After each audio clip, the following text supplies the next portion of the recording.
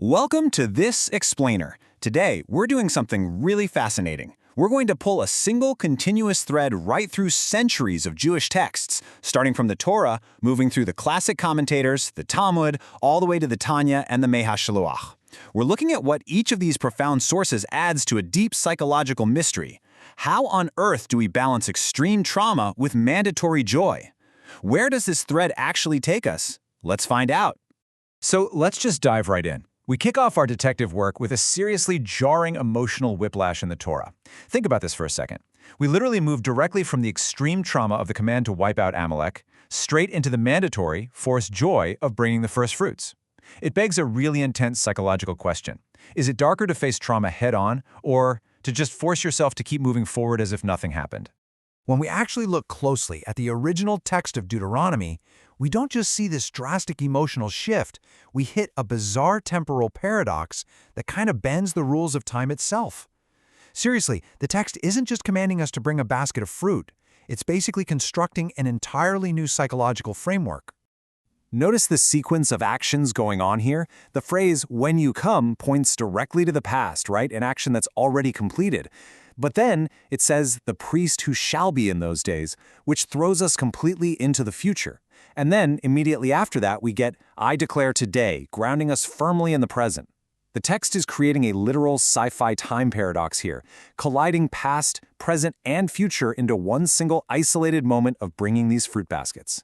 Our first major clue to unlocking this comes from the 15th century commentator, the Abarbanel. He points out that placing the first fruits ritual right after the trauma of Amalek, it's not a coincidence. It is completely deliberate. It's an intentional attempt to separate the light, the first fruits, and gratitude from the deep, deep darkness of genocide and war. It's a really sharp transition, and man, it demands an incredible amount of mental flexibility from us. To really grasp what this ancient text is doing, you can actually think of Freud's concept of the uncanny. You know, where something familiar suddenly becomes deeply disturbing. Or honestly, just think of the modern Israeli reality. Literally flipping a mental switch in a single second from the profound, crushing grief of Memorial Day straight into the pure joy and fireworks of Independence Day. The lines between victory and trauma get entirely blurred, and the familiar definitely becomes uncanny. Which brings us to a massive human question. How do you mandate happiness when you're surrounded by the harsh realities of the world? I mean, how can anyone be commanded to just rejoice when they know exactly what horrors went down just a moment ago? Well, our next clue solves this puzzle brilliantly. The 19th century commentator, the Malbim, steps in and establishes some absolutely vital boundaries for our emotions. He explains that God isn't demanding 24/7 bliss here. The joy being asked for is mandated, sure, but it is strictly bounded by specific times and commandments. Is it a holiday? Be joyous. Is the holiday over? Okay, you don't have to plunge into despair, but you return to normal. Our emotions must have hard boundaries, otherwise we'd completely lose touch with reality. And here is where our thread weaves even deeper. Just as the Malbim showed us that our emotions need boundaries, the ancient rabbis in the Talmud realized that our intellectual acrobatics need fences too. So we're moving from boundaries on our feelings over to boundaries on our logic, specifically checking out a Talmudic debate about dietary laws. In this debate, as the sages try to find sources for a law, they start flying off into incredibly complex, distant logical analogies. Suddenly, the sage Rish Lakish steps in, like a modern-day pragmatist. He interrupts the wild debate and basically says, hey, hold on, there are boundaries and fences here too. He's reminding everyone not to fly off too far logically just because they're desperate to hit a target. You can't take logic to the absolute extreme without ever stopping. So the pattern is really emerging now. To survive life's extreme emotional whiplash, we need absolute boundaries. We need boundaries on our despair and our forced joy, just like the Malbim noted, and we need boundaries on our intellect and logic, exactly like Rish Lakish argued. Without these fences around our feelings and our minds, we simply wouldn't survive the chaos. But let's follow the thread to our final texts, where we hit a striking tension between who we wish we were and who we actually are in practice. This brings us to some really profound philosophical works that dissect our very nature, the Tanya and the MiShiloach.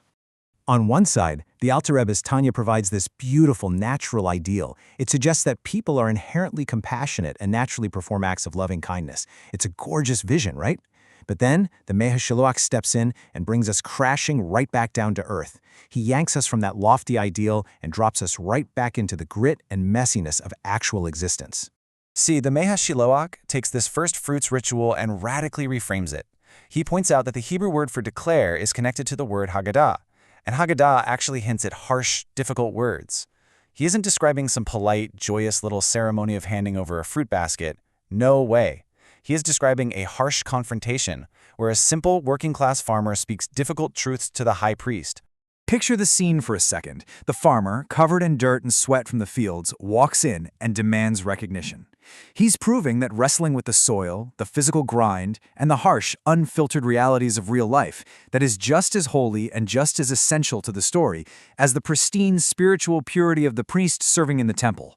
You literally cannot have one without the other. And this brings us to the climax of this explainer. Let's look back at this thread we've pulled.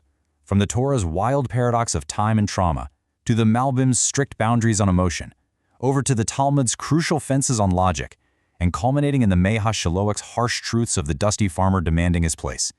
This entire, interconnected web of forced joy, intellectual boundaries, and confronting harsh realities. This is the Haggadah. Our story fundamentally is a difficult one.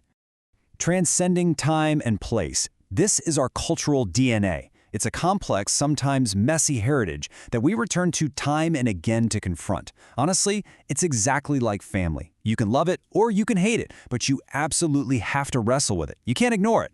It's our reality, and we have to work with it, finding holiness even in its harshest corners.